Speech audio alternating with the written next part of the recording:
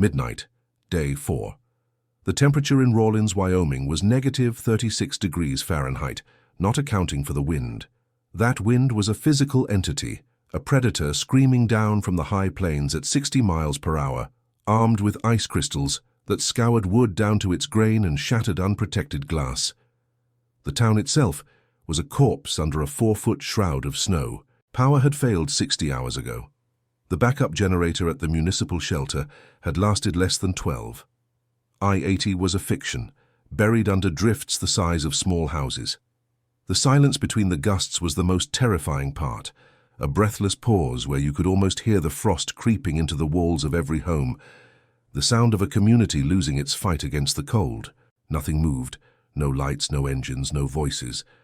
Rawlins was an island cut off from the world, and the tide of an ancient, indifferent winter was rising. Inside the buried steel boxcar, a different world existed, fragile and finite. The air was thick with the smells of burning pine, damp wool, and the faint metallic scent of fear. A single oil lamp cast long, dancing shadows across walls made of scavenged railroad ties, the gaps stuffed with wadded newspaper and sealed with clay.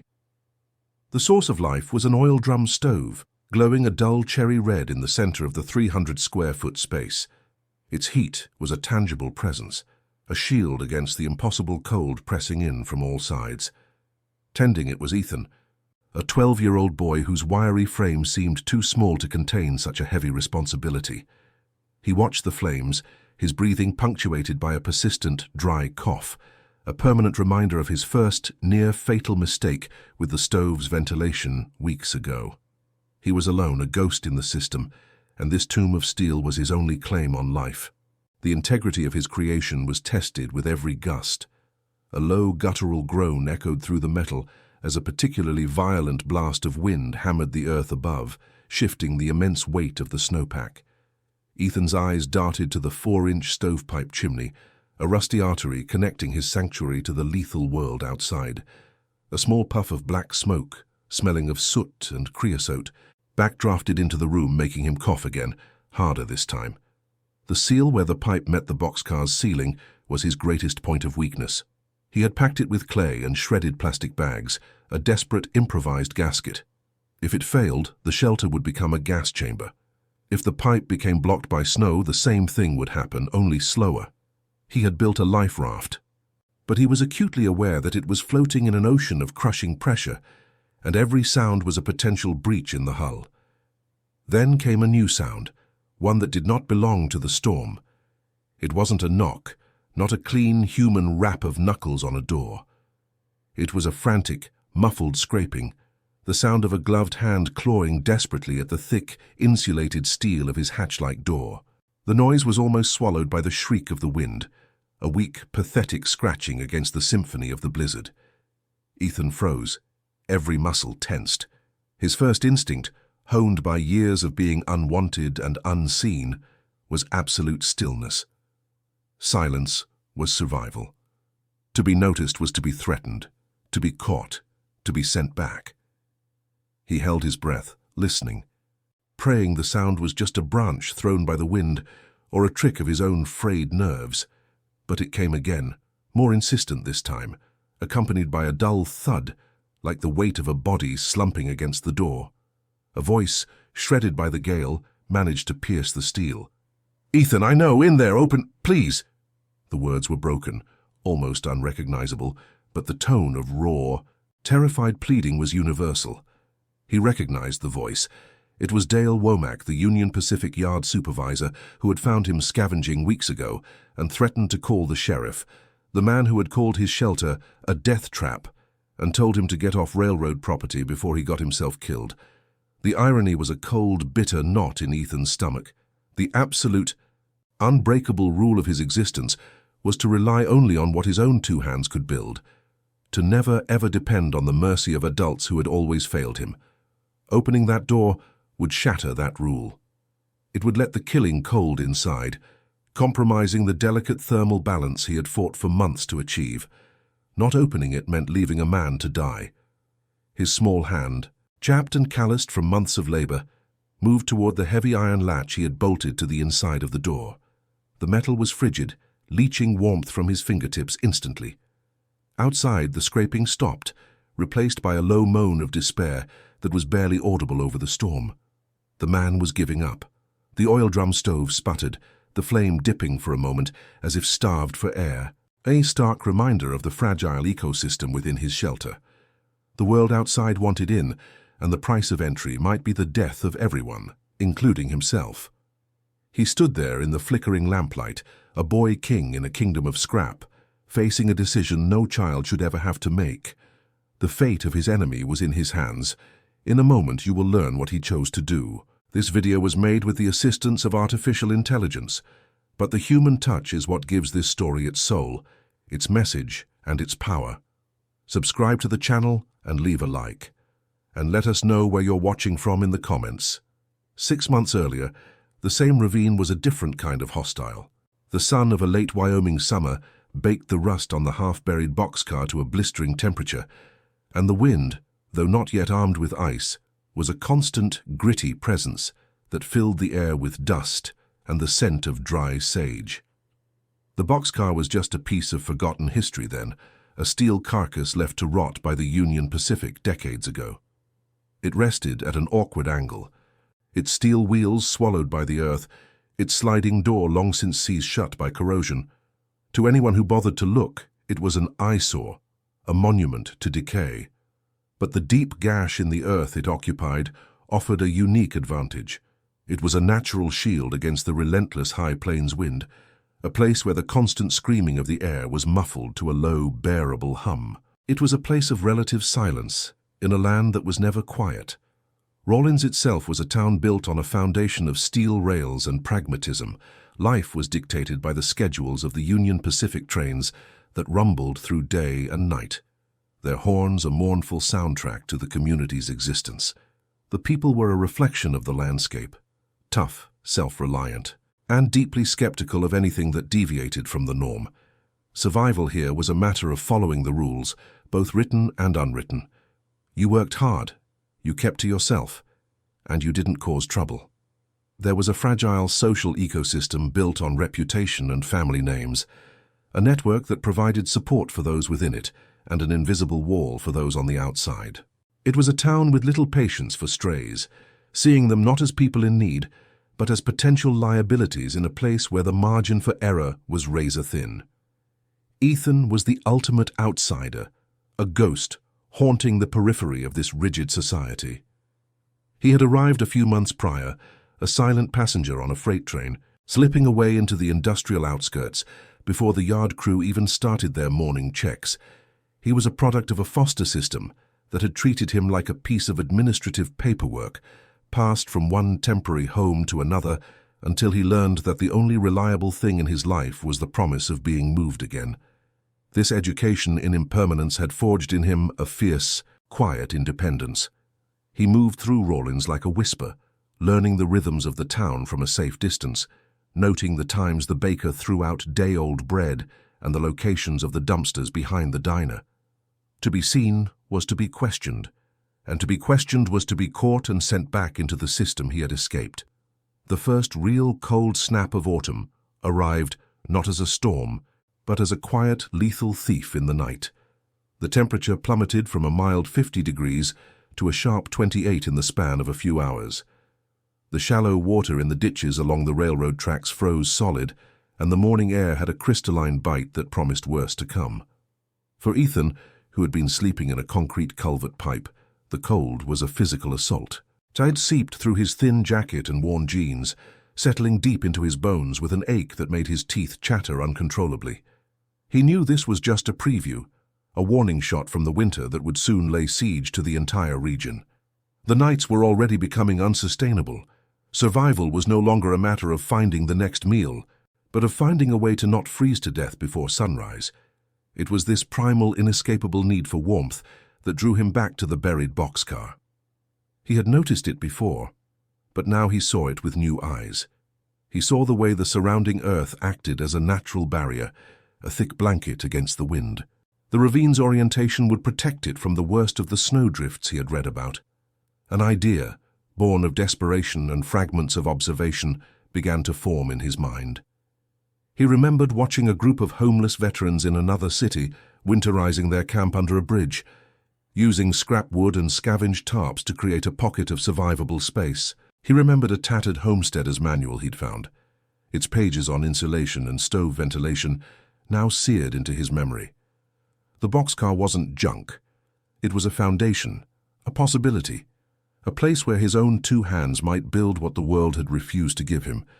Before he could begin the immense labor of turning the boxcar into a shelter, he needed fuel for his own body.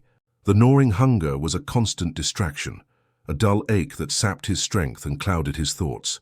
With a few crumpled dollar bills clutched in his fist, earned from collecting aluminum cans, he walked into the heart of Rawlins, forcing himself to be visible. The Rawlins family grocery was a beacon of warmth and light, its windows fogged with condensation, promising a world of abundance inside. He could smell baking bread and roasted coffee, scents so alien and comforting they almost made him turn back. He knew the risk. He was unkempt, his face smudged with dirt, his clothes a testament to his homelessness. He was everything this clean, orderly world was designed to keep out. He pushed the door open, a small bell announcing his entry with a cheerful, damning jingle.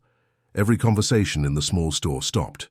Two women shopping for canned goods stared. The teenager stocking shelves froze. Behind the counter stood Martha Jenkins, the store's owner, a woman whose face was a permanent mask of stern disapproval. Her eyes swept over Ethan, from his worn-out boots to his shaggy hair, and her expression tightened from suspicion to outright hostility. She saw not a child but a problem, a threat, a piece of filth that had wandered in from the street, potentially a thief, and certainly a disruption to her respectable business. Ethan felt the weight of their collective judgment, a physical pressure that made it hard to breathe. He just wanted to buy a loaf of bread, maybe some peanut butter if he had enough. He took a hesitant step toward the counter, his hand opening to show the money, a preemptive plea that he intended to pay. But Martha Jenkins gave him no chance to speak. Her voice was sharp, loud enough for everyone to hear, a public declaration of his status. "We don't have anything for you here," she said, her words as cold and hard as the frozen ground outside. "This is a family grocery, not a shelter. Whatever you're looking for, you won't find it here. Now get out." She didn't shout, which was somehow worse. It was a calm, calculated act of expulsion, a clinical removal of an unwanted element. He had been dismissed not for something he had done, but for what he was. The other customers quickly looked away, their silence a tacit endorsement of her cruelty. Ethan turned and walked out, the bell sounding his retreat. The biting wind on the street was a relief compared to the suffocating chill inside the store. He stood on the sidewalk for a long moment, the crumpled bill still warm in his palm. The humiliation was a cold, heavy stone in his gut, extinguishing the last flicker of hope that he might find a sliver of kindness or charity in this town. It was the final, definitive no. The world of warm houses, stocked shelves, and casual acceptance had made its position clear. Its doors were closed to him. Fine. He would not knock on them again. As he walked away from the center of town, his steps were firm, his jaw set. The rejection had not broken him. It had forged his resolve into something as hard as steel. He would build his own world, his own warmth, his own door. And he would be the only one with the key. His days fell into a grueling, monotonous rhythm, a cycle dictated by the sun and the gnawing emptiness in his stomach. Mornings were spent in the industrial graveyard along the Union Pacific tracks, his small hands raw and perpetually calloused, sifting through discarded materials. He looked for anything with potential, warped planks of wood, sheets of rusted corrugated metal, buckets with minor leaks that could be patched. Afternoons were a gamble, a tense circuit of the town's dumpsters, where he competed with feral dogs for the day's scraps. His greatest prize was a half-eaten bag of potato chips, the salt and fat a jolt of life to his system. He learned to move with an economy of motion, to conserve every calorie. Sleep was a hunted thing, found in the deepest shadows of the rail yard, his body curled tight against the ever-present wind, his thin jacket a pathetic defense against the cold that seeped up from the hard ground.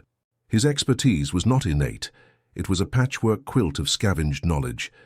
His most treasured possession was a water-damaged copy of a 1970s homesteader's manual he had found in a library dumpster.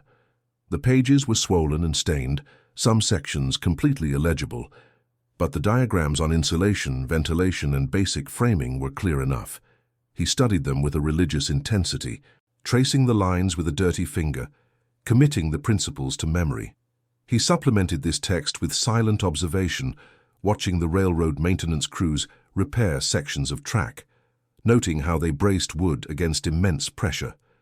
He remembered, too, the lessons learned from a group of homeless veterans in another city, how they had built a surprisingly effective winter shelter under a bridge using nothing but tarps, cardboard, and a profound understanding of how to trap heat and block wind. This relentless drive was fueled by a single, searing memory. It was the face of his last caseworker, a woman named Sarah, who had promised him this next home would be permanent. She had used the word forever. He was 8 years old and had allowed himself for the first time to believe it.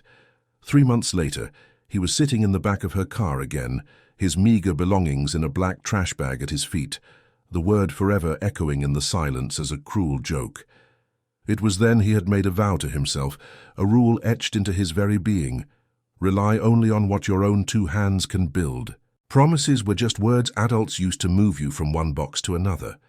A wall you built yourself, however crude, was real. It would not lie to you. It would not leave. The first task was the hardest, creating an interior structure within the cold steel shell of the boxcar. He targeted the discarded railroad ties stacked near an abandoned siding. Each one weighed over 100 pounds, an impossible weight for a boy his size. He couldn't lift them, but he discovered he could roll them end over end in a slow, agonizing process that chewed up his hands and strained every muscle in his back. It took him an entire week to move just 8 of them the 50 yards to his ravine. He would push and heave until his vision swam with black spots, then collapse, his lungs burning, only to get up and do it again. The pain was a constant companion, a testament to his progress. Each splinter, each bleeding scrape, was a brick in the foundation of his independence. One afternoon, an old railman named Gus, his face a roadmap of wrinkles from a lifetime squinting into the Wyoming sun, watched him from a distance.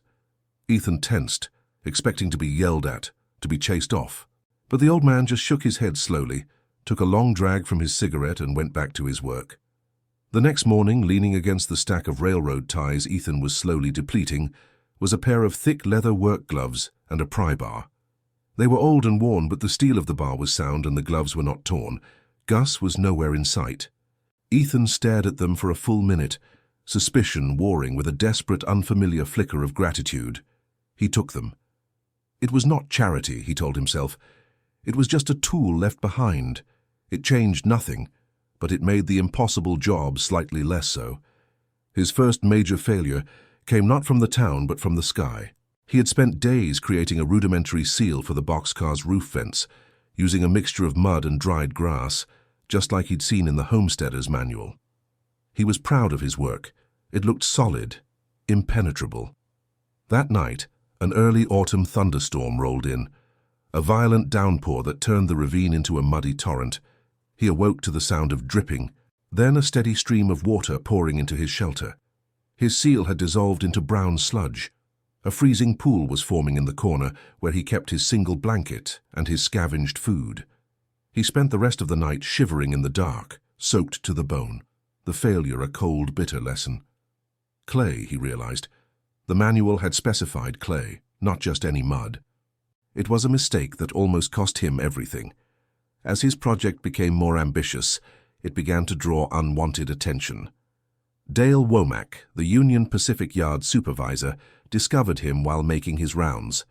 Womack was a man who saw the world in terms of liability and regulations, and Ethan was a walking, breathing violation of both. "You can't be here, kid," Womack said, his voice devoid of sympathy. "This is railroad property. That thing," he gestured to the boxcar, "is a death trap. You get yourself killed in there, and it's my job on the line." Ethan said nothing, just stared back with a defiant stillness that seemed to infuriate the man. "I see you here again, I'm calling the sheriff. They'll send you back to wherever you ran from, understand?" The threat hung in the air, a promise to erase his entire world with a single phone call. The hostility was not confined to the rail yard. It followed him into the small, tight-knit community of Rawlins. The town viewed him as a pest, a piece of human debris. Doug Miller, a young attendant at the local gas station, took a particular liking to tormenting him. Whenever Ethan passed by, scavenging for cans in the trash bins, Doug would make comments loud enough for other customers to hear. "Look, it's the mole boy digging for his dinner." One day, Doug pulled out his phone and took a picture of Ethan dragging a piece of sheet metal. "Gonna post this online," he sneered. "Caption it Rawlins' new mascot." The laughter from the other men at the station felt like stones being thrown at him. He was not a boy to them. He was a spectacle, a source of cheap amusement in their otherwise boring lives. The final decisive break happened on a cold Tuesday. Ethan had spotted a pile of discarded tarps and old wiring behind a railroad maintenance shed. It was junk, destined for the landfill, but to him it was a treasure trove of insulation and material for sealing the gaps in his walls. He was carefully rolling up a section of torn tarp when Womack's truck screeched to a halt on the gravel road beside him. The supervisor jumped out, his face flushed with anger, another worker beside him. "I warned you, kid. What are you doing now, stealing company property?" Womack grabbed the tarp from his hands. "This isn't yours. You're a thief on top of everything else." The accusation was absurd. The material was worthless, but it was delivered with the absolute certainty of a man in power.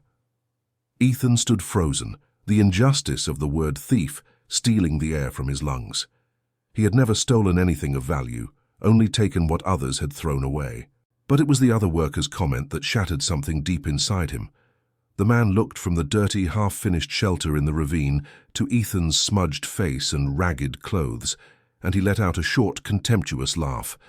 He nudged Womack with his elbow. "Look at him, Dale," the man said, his voice dripping with disgust. "Living in the dirt like some kind of animal." The word hung in the cold air. Animal. It was not just an insult, it was a verdict. It defined his place in their world. He was outside of it, something to be caged or driven off. He did not run. He simply turned and walked back toward the ravine, the men's laughter following him. He didn't look back. As he descended into the gash in the earth and placed his hand on the cold, rusted steel of the boxcar, the humiliation did not curdle into despair. It crystallized into a cold, diamond-hard resolve. They had called him an animal and cast him out. Fine. He would build his own den, a fortress of steel and earth so strong, so warm, that it would make their world of wooden houses and fragile rules seem pathetic. He had the knowledge and the will. Now, all that was left was the immense back-breaking labor of proving them wrong, one scavenged railroad tie at a time. The word echoed in his mind, sharp and clean as a shard of ice. Animal. He walked away from the men's laughter, not with his head down, but with a strange cold clarity filling his thoughts. Despair was a luxury, a warmth he couldn't afford. Humiliation was fuel. Back in the ravine, he placed a hand on the cold corrugated steel of the boxcar. It wasn't a refuge anymore. It was a fortress waiting to be armed. He saw the coming winter not as a single enemy, but as a four-front war. The first enemy was the cold, an insidious thief of life that had to be held at bay. The second was the wind, a brutal battering ram that would test every seal and find every weakness. The third was water, in the form of melting snow, a patient invader that could rot his defenses from within. And the fourth, the most treacherous, was the air itself. The very thing he needed to breathe could become the poison that killed him in his sleep. His entire existence now had a single unifying purpose, to conquer all four. His first campaign was against the cold, and his building blocks were the discarded railroad ties. Each one weighed over 100 pounds, a solid creosote-soaked testament to the industrial power that had cast him aside. He couldn't lift them, not even close, but he could roll them, end over end, in a grueling inch-by-inch battle. He would set his shoulder against the rough wood, his worn boots scrabbling for purchase in the dirt, and push until his vision swam with black spots, and his lungs felt like they were on fire. It took him 3 full days, from sunup to sundown, to move the first 4 ties the 50 yards to the boxcar entrance. His hands were a raw, bleeding mess of splinters and scrapes, but the pain was a form of currency. Every agonizing push was a payment made toward his survival, a down payment on a life they said he couldn't have. He worked in silence, driven by a fury so deep and quiet it had become a part of his own heartbeat. He began constructing the interior walls, not against the steel of the boxcar, but 6 inches away from it. The water-damaged homesteader's manual had been clear about this. The air gap was as important as the wall itself. It was a zone of thermal negotiation, a buffer where the killing cold from the steel could be met and weakened before it reached his living space. He heaved the ties into a vertical position, bracing them against each other. The pry bar Gus had left behind becoming an extension of his own arm, a lever that multiplied his meager strength just enough.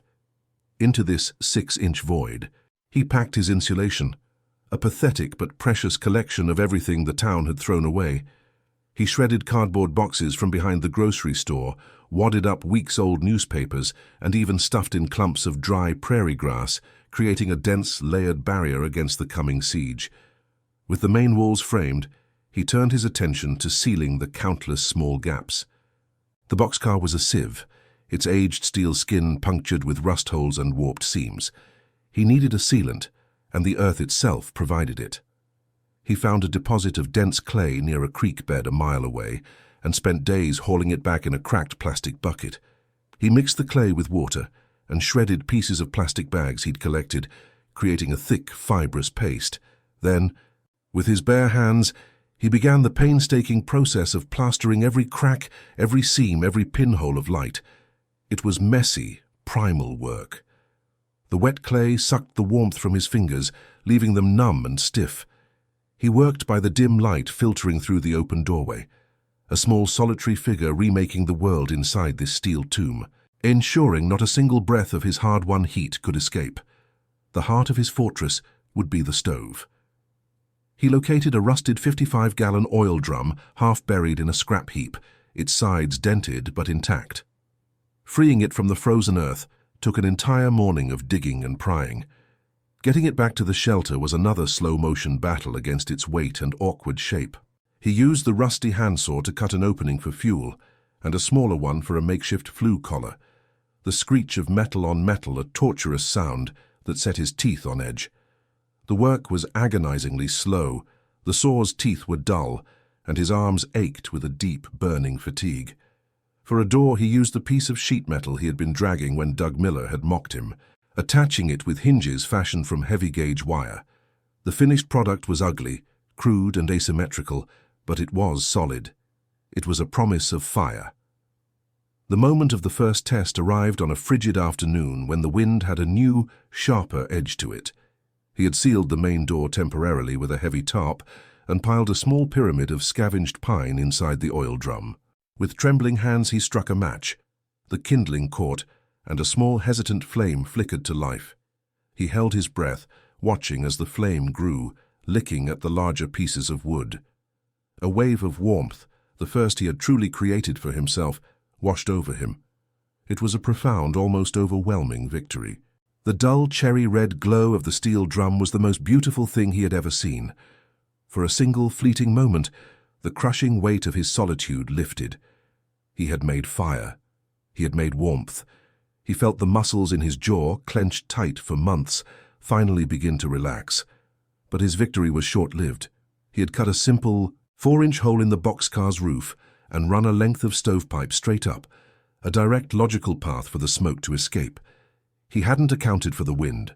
A powerful gust swirled over the top of the ravine, creating a downdraft that shoved the column of smoke back down the pipe. The small 300-square-foot space filled with thick, black, choking smoke in less than 30 seconds. His eyes burned, and a violent, racking cough seized his body. He couldn't see, couldn't breathe. The air, thick with carbon monoxide and soot, was a physical weight pressing down on him. The warmth he had just created had become a lethal trap, and the fourth enemy, the air, was winning its first battle. This was how his project would end, he thought, with a surge of cold panic, not in a freeze, but in a self-made gas chamber. Instinct took over. He scrambled on his hands and knees toward the entrance, his lungs screaming for oxygen. He ripped away the tarp, tumbling out into the biting 20-degree air. He lay on the frozen ground, gasping, each breath a painful, searing intake of life. He coughed until he was dizzy, spitting black phlegm onto the dirt. The precious heat he had generated poured out of the open door, lost instantly to the indifferent sky. The failure was absolute. He had survived, but just barely. As he lay there, shivering, the dry, hacking cough that would become his constant companion was born. He understood now, with a clarity that bordered on terror, that ventilation was not a secondary problem. It was the primary one. Getting the smoke out was a matter of life and death, and a straight pipe was a fool's design. The next 2 days were a frantic, focused effort to correct his near-fatal mistake. He dismantled the stovepipe, his hands still sore, his throat still raw. The homesteader's manual had a diagram he'd only skimmed before, showing the importance of an angled pipe and a proper chimney cap to manage draft. He used the pry bar and a hammer to bend the end of the pipe into a crude elbow joint. Then he climbed onto the roof of the boxcar and built a small U-shaped windbreak around the chimney opening using flat rocks he carried up from the creek bed. It was designed to block the prevailing wind, forcing the air to flow over the top of the pipe and create a natural vacuum that would pull the smoke upward. Every movement was deliberate, every decision weighed against the memory of suffocating in the dark. He lit the second fire with a profound sense of dread. He stood near the open doorway, ready to flee at the first puff of backdraft. He watched the stovepipe, his eyes fixed on the point where it met the ceiling. The fire caught, the drum began to heat up, and this time the smoke drew cleanly. A steady, thin stream of grey vapor rose from the chimney outside, caught by the wind, and whipped away. The stove radiated a consistent, life-giving heat without trying to kill him. He had faced his first major failure and engineered a solution. But the experience left a permanent scar on his psyche. He would never again trust the air in his shelter. He now knew that his creation required constant vigilance, that the line between a sanctuary and a tomb was razor-thin, measured in airflow and atmospheric pressure. With the heat source secured, he turned his focus to the entrance. A simple tarp door would never survive a real blizzard. It needed to be solid, insulated, and capable of being sealed from the inside against unimaginable force. He remembered a discarded maintenance hatch lying near an abandoned siding, a 3-foot square plate of 1/4-inch steel with a heavy iron handle. It was perfect. It was also impossibly heavy. Moving it the 100 yards to the ravine was the most difficult task he had yet undertaken. He used the pry bar to lift one edge just enough to slide small round logs underneath, turning the hatch into a primitive sled. He then dragged it, foot by agonizing foot, his entire body straining against the dead weight, the metal scraping a deep furrow in the hard-packed earth. He spent a week framing the entrance, creating a small downward-sloping tunnel that led to the hatch. This design served 2 purposes he'd learned from the manual. The angled tunnel would act as a cold sink, trapping the densest, coldest air before it could reach the main living area. It also made the entrance less susceptible to being directly blocked by falling snow. He built the frame with sections of railroad tie, creating a structure of immense strength. He mounted the heavy steel hatch at the end, a final definitive barrier between his world and theirs. As he bolted the heavy iron latch to the inside, the solid metallic click echoed in the small space. It was the sound of security, the sound of control. But as he looked at the narrow tunnel, a new fear took root. If the snow became deep enough, if a drift sealed this single exit, he wouldn't be safe. He would be buried alive. His work shifted from major construction to logistics. A fortress was useless without supplies. He began stockpiling firewood with a feverish intensity, venturing further and further from the ravine to find fallen branches and dead wood. He didn't just pile it, he organized it. He had a stack of small, dry kindling, a larger pile of medium-sized branches for sustained heat, and a precious collection of thick, dense logs he reserved for the coldest nights.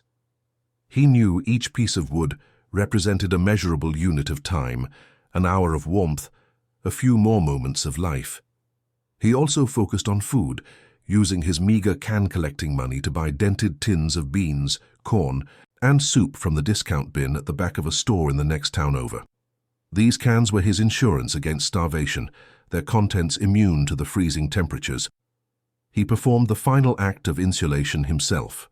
He spent 2 days hauling buckets of earth and piling it against the exposed northern wall of the boxcar, the side that would face the brunt of the winter wind. He packed it down, creating an additional earthen berm that thickened the shelter's armor.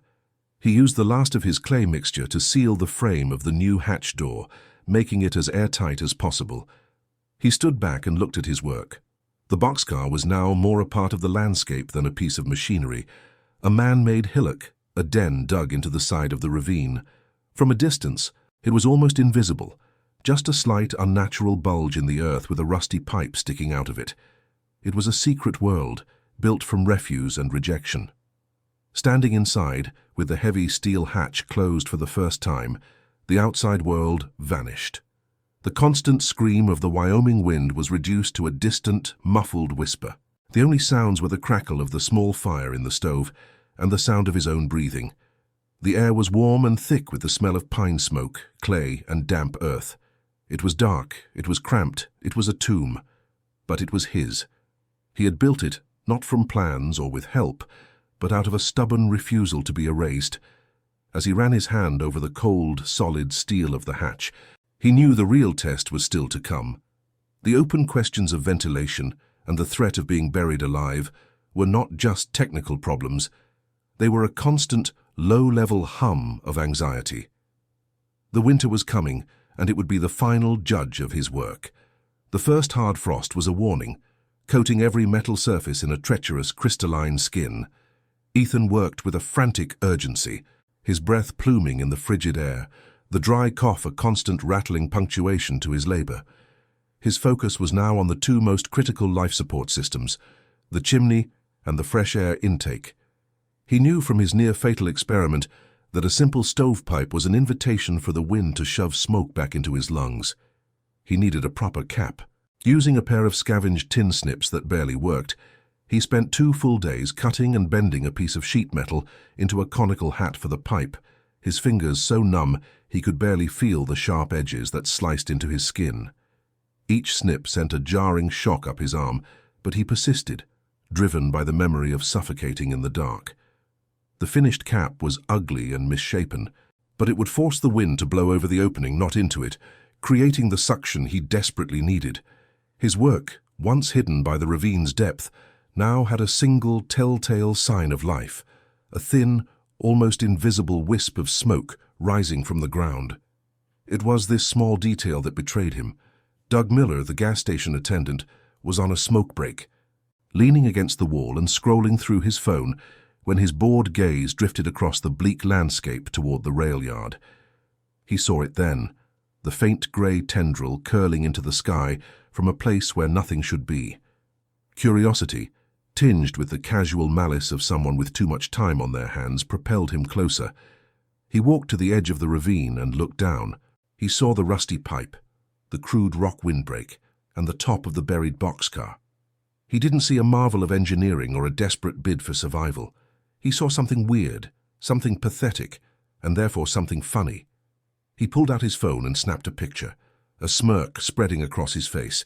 The photograph became a local sensation within hours. Doug captioned it, "The Mole Boy's Castle," and showed it to everyone who came in for gas. The image was passed around the diner, accompanied by laughter and derisive speculation.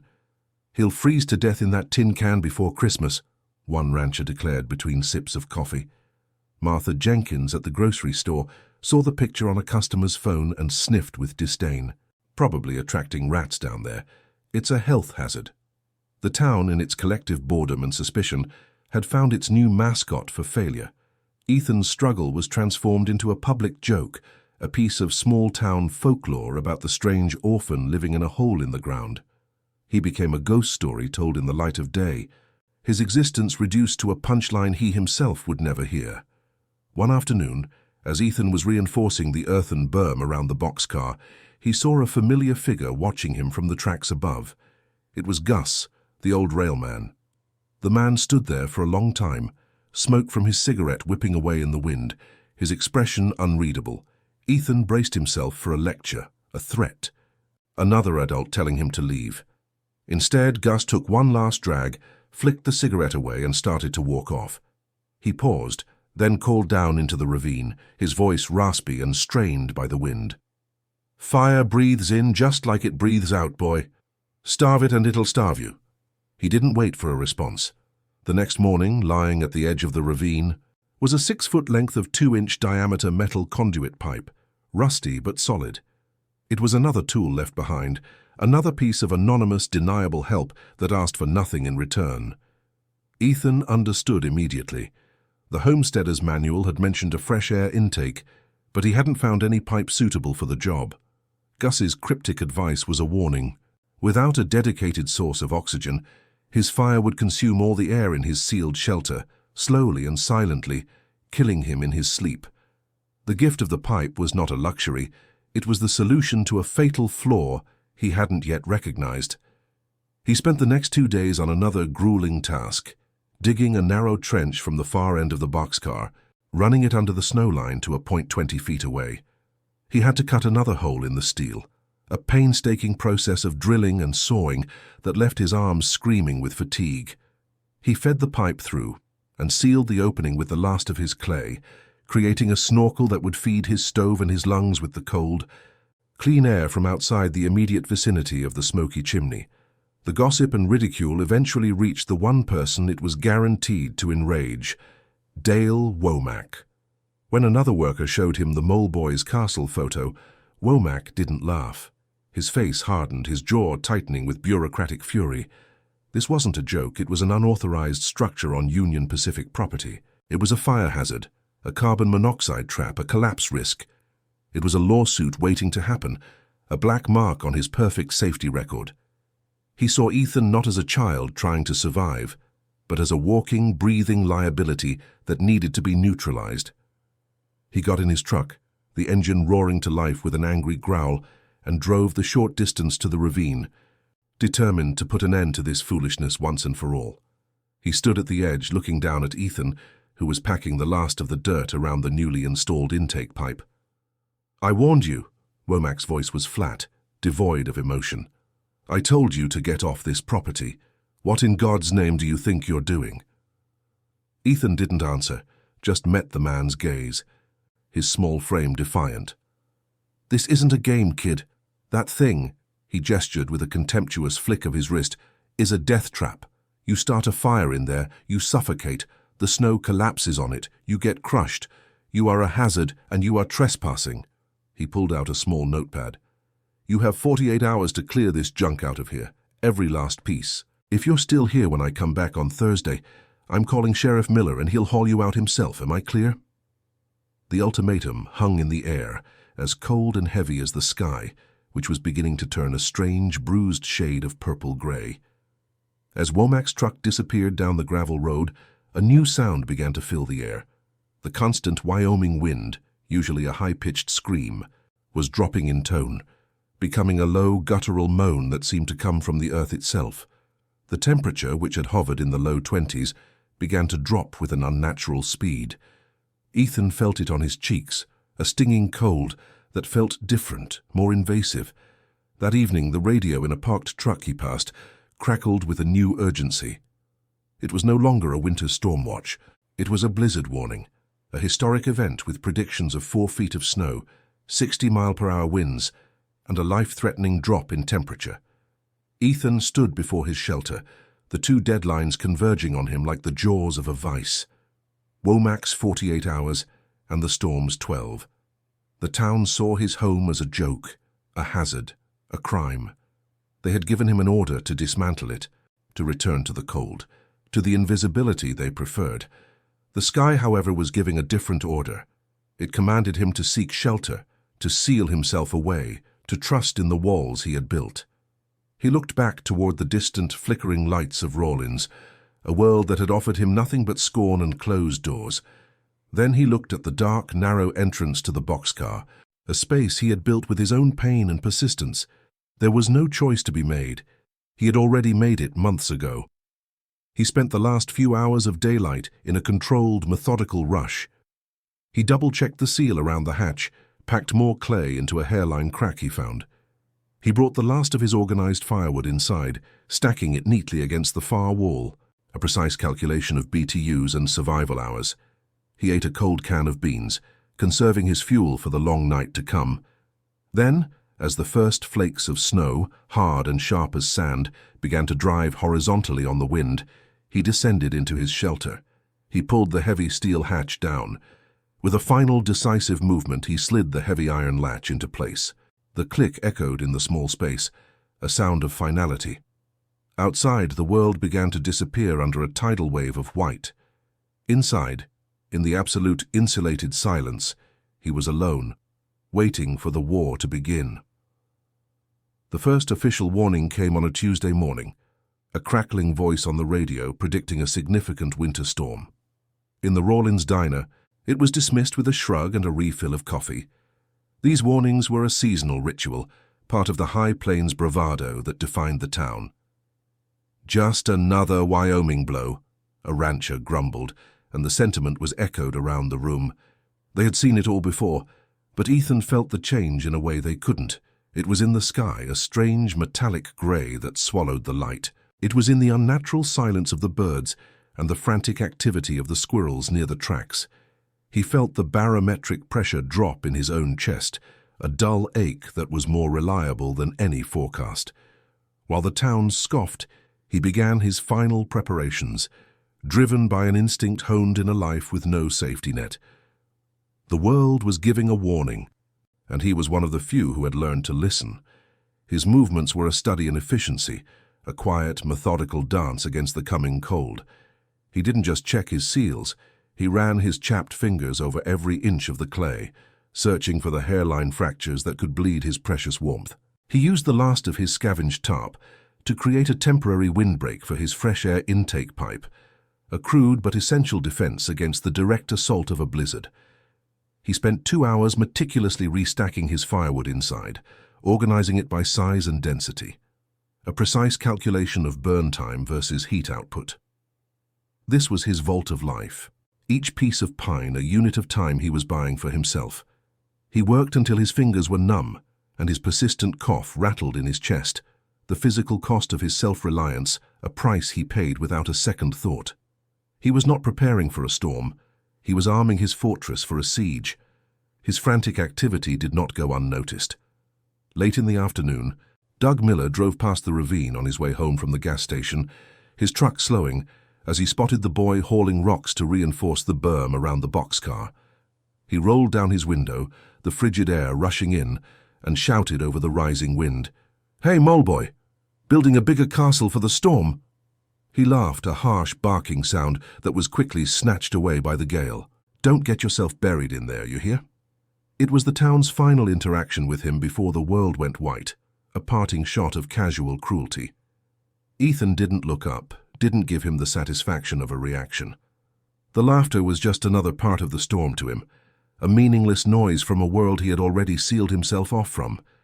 They thought it was a joke. He knew it was a tomb for anyone left on the outside.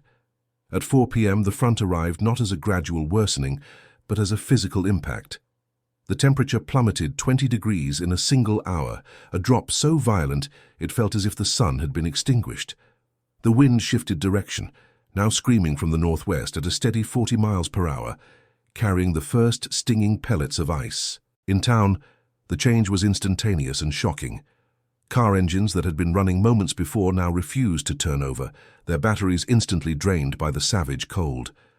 The windows of the grocery store bloomed with a thick, opaque layer of frost in minutes, sealing the people inside from the view of the dying world outside.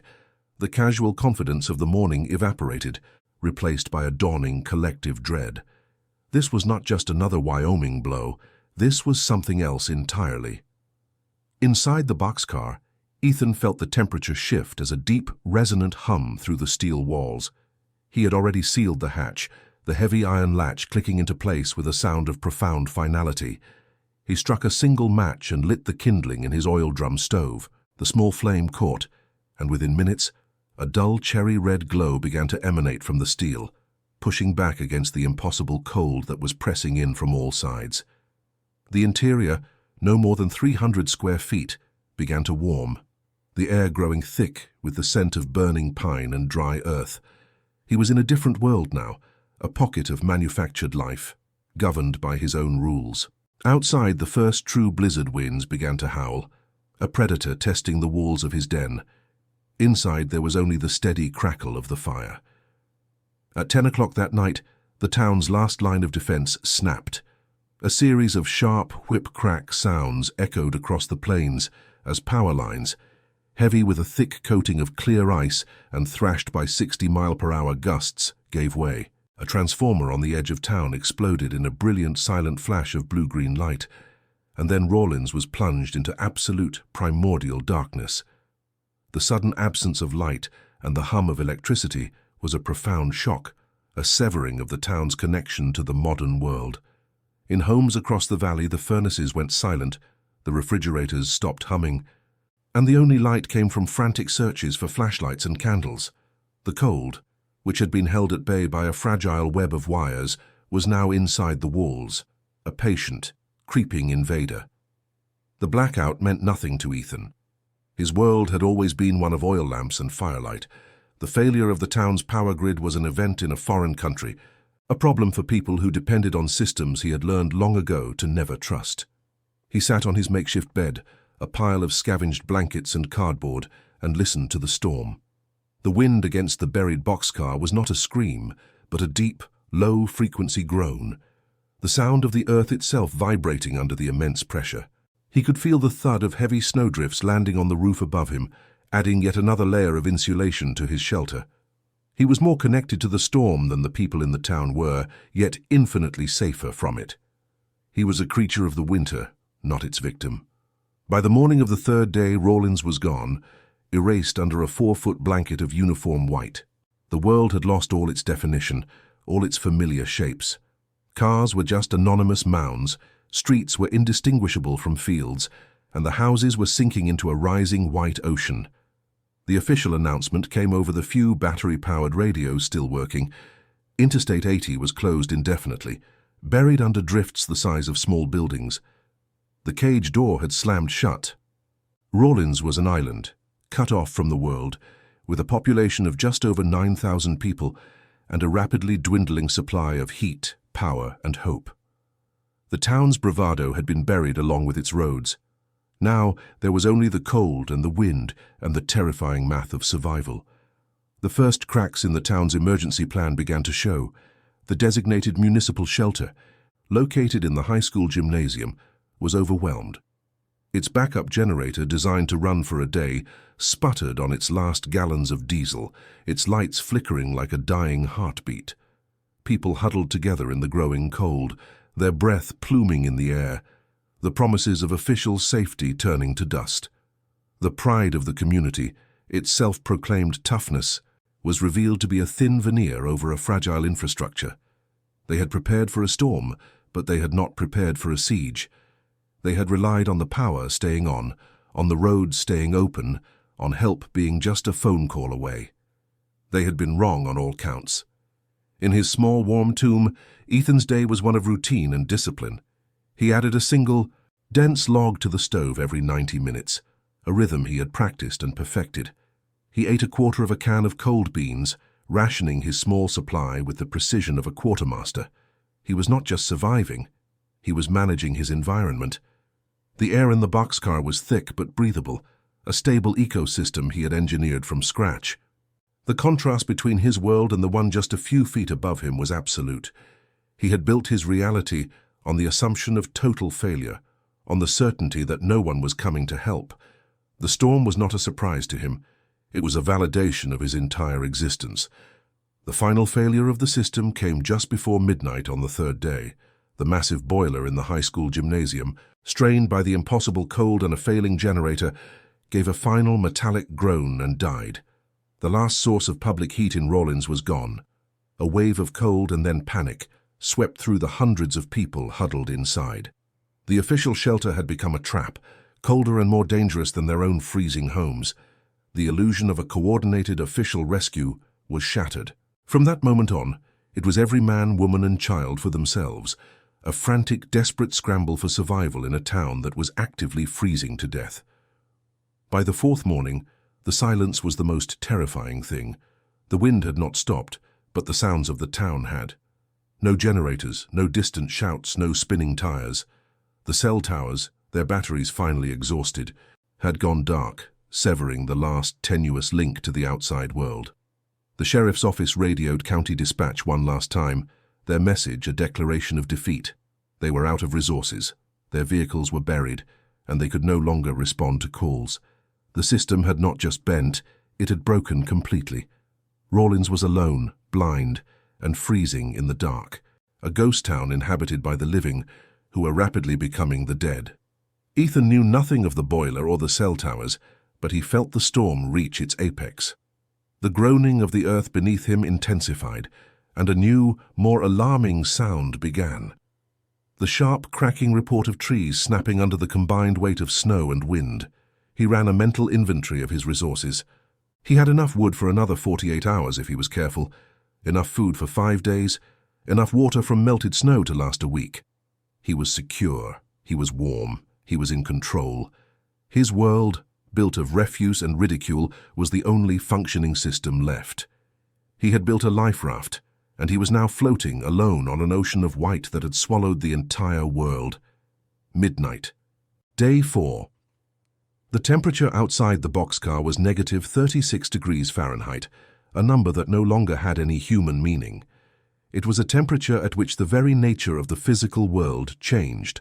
Where steel became brittle and exposed, skin would freeze solid in less than a minute. The wind, now gusting to 60 miles per hour, was a physical weapon, a relentless engine of entropy seeking to extinguish every last pocket of warmth. The town of Rawlins was a corpse, and the storm was its burial shroud. It was at that moment, in the deepest part of the night, at the absolute peak of the blizzard's fury, that a new sound reached him.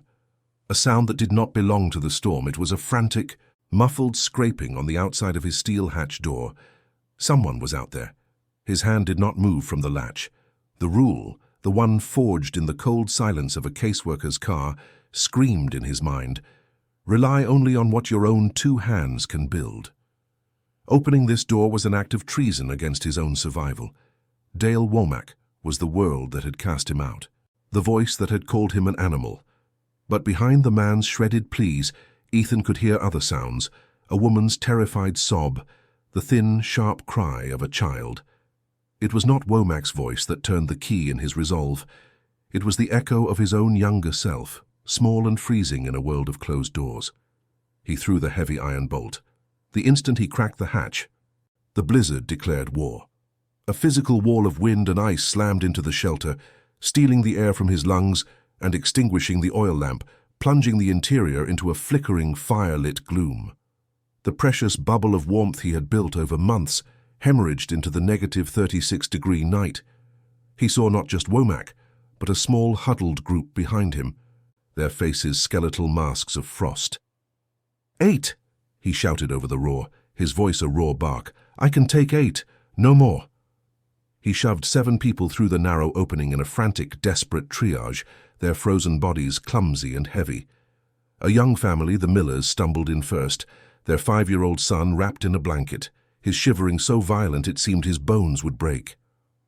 Dale Womack's wife, her face a pale oval of shock, followed.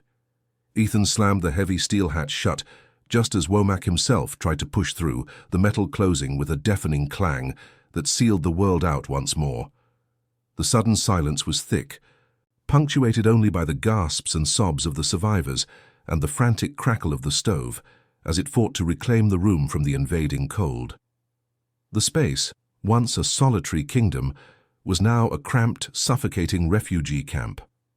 The air, already thin, grew heavy with the smell of wet wool, fear, and the unwashed scent of desperation. The 8 survivors, including himself, were packed shoulder to shoulder, their breaths turning to mist in the dim, flickering light of the fire.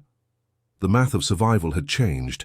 8 sets of lungs were now consuming the finite supply of oxygen he had so carefully managed for one. The first crisis manifested not as a shout, but as a subtle change in the fire.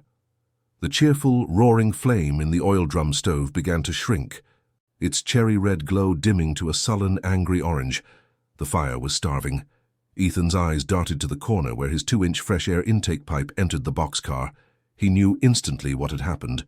A snowdrift, pushed by the relentless wind, had finally buried the opening, choking off the shelter's only source of oxygen. A low, collective cough began to ripple through the small group as the air grew thick with carbon monoxide. Panic, a far more dangerous invader than the cold, began to flicker in the eyes of the adults. The Miller boy's shivering was replaced by a lethargic stillness, his head lolling against his mother's shoulder, a terrifying sign of oxygen deprivation. The shelter was no longer a sanctuary. It was a sealed tomb, and the clock on their breathable air was ticking down to 0.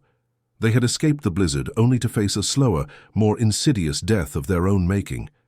Just as the panic inside reached a fever pitch, a frantic pounding began again on the hatch. It was Womack, his voice a desperate, muffled roar against the steel. "Ethan, let us in. You'll kill us out here." Inside, the Miller boy began to cry, a thin, panicked wail that cut through the thick air. The claustrophobia and the lack of oxygen were creating a feedback loop of terror. Ethan knew he couldn't open the door. It would only hasten their suffocation. He pressed his face to the cold steel, shouting back, "The air intake is blocked. I can't open the door." His mind raced, connecting the two simultaneous crises into one desperate solution. "The pipe! On the north side, 20 feet out. You have to clear it." Outside, in the heart of the storm, Dale Womack was now their only hope. Ethan grabbed the long steel pry bar Gus had left for him. "I'll push from my side. You pull from yours. Find it." What followed was a desperate, collaborative act of survival. A boy and his tormentor working together, separated by a wall of steel, to save the lives of everyone trapped between them. For what felt like an eternity, they worked. Ethan jammed the pry bar into the intake pipe, heaving with all his might against the impacted snow. Outside he could hear the muffled scraping of Womack and the others digging frantically with their bare, frozen hands. Then, with a sudden whoosh, the blockage gave way. A stream of life-giving oxygen poured into the shelter, and the fire in the stove roared back to life with a concussive thump, its brilliant glow pushing back the shadows. The air cleared. The Miller boys' cries subsided into exhausted sobs. They had survived. The long night wore on, a tense, silent vigil in the cramped, humid warmth. When the wind finally died, and an unnatural silence fell over the world, 68 hours after the first flake had fallen, they pushed open the hatch. The landscape was an alien world of white, blinding in the morning sun. Of the 14 people who had come to the boxcar, the 8 inside were alive. Of the 6 who had huddled in the shelter's entrance tunnel, including Dale Womack and a humble Doug Miller, 4 had survived with severe frostbite. 2 others had not. The blizzard had claimed 11 other lives in the town of Rawlins. In the days that followed, as the town slowly and painfully dug itself out, the story of the boxcar spread not as a joke, but as a legend whispered with a profound and unsettling mixture of shame and awe. The inversion of status was absolute. Dale Womack, his hands bandaged from frostbite, stood before a county emergency council and testified, his voice thick with emotion, that the death trap he had ordered dismantled had saved his wife and 7 others. He publicly credited his own survival to the quick thinking of the boy he had threatened to have arrested. Martha Jenkins never spoke a word to Ethan, but every Friday a cardboard box filled with canned goods, peanut butter, and thick wool socks appeared at the edge of the ravine. It was an apology she couldn't voice, a silent weekly penance delivered to the boy she had refused a loaf of bread.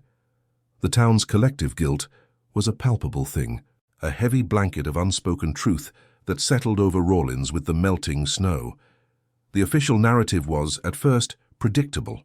Mayor Thompson, in a press conference, tried to spin the tragedy into a tale of rugged community spirit, praising the unbreakable will of the people of Rawlins. But the survivors of the boxcar, led by Dale's wife, quickly and publicly corrected the record. They made it clear that the town's will had broken, its infrastructure had failed, and they were alive for one reason. A 12-year-old orphan whom they had collectively scorned had been smarter, more prepared, and ultimately more merciful than they had been. The story forced a reckoning. The state, embarrassed by the near-total collapse of a county seat, funded a new emergency protocol, and a state-of-the-art shelter for Rawlins. The change was concrete, a direct result of one boy's refusal to be erased. His ridiculous idea had become their new blueprint for survival. Ethan never sought the attention. He stayed in his boxcar, quietly accepting Martha's weekly deliveries, a ghost who had suddenly become the town's conscience. The story eventually reached a state social worker, a man on the verge of retirement who understood that sending this boy back into the system would be the cruelest irony of all. He found a unique placement. A retired Union Pacific engineer, a widower who lived on a small ranch just outside of town, had heard the story and made a simple offer. He didn't offer a room in his house, but the use of his fully equipped workshop and a warm bed in a converted barn. He offered not pity but an apprenticeship. When the social worker brought Ethan to meet him, the old engineer didn't ask about his past. He just looked at the boy's calloused hands and nodded. "Heard you know how to build things," the man said. "That's a good start." For the first time, Ethan had found a place not in a system, but in a world that valued what his own two hands could do. He had built a shelter to survive the winter, and in doing so had inadvertently built himself a future.